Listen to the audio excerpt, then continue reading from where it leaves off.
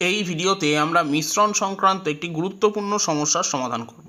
এখানে বলা হয়েছে দুটি মিশ্রণে জল এবং সিরাপের অনুপাত যথাক্রমে 5:3 এবং 5:11। এই দুটি মিশ্রণ থেকেই কী অনুপাতে মেশালে নতুন মিশ্রণে জল এবং সিরাপের পরিমাণ সমান সমান হবে।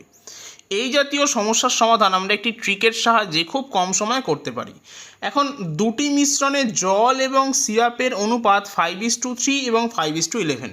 আমরা যদি জল ধরে অঙ্কটা করি তাহলে প্রথম সিরাপে জলের ভগ্নাংশ বা জল কতটা থাকবে তার পরিমাণ হবে অবশ্যই ভগ্নাংশে, সেটা হবে 5/8।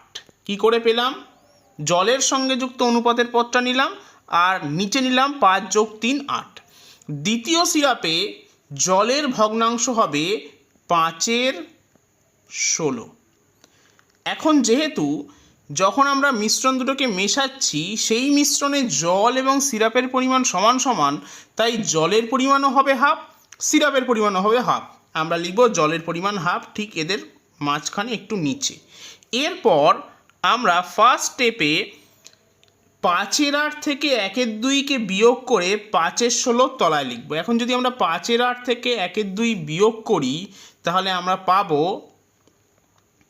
5/8 বিয়োগ হাফ, তার মানে লসাগু হচ্ছে 8, এখানে আসছে 5 বিয়োগ 4, তার মানে 1/8।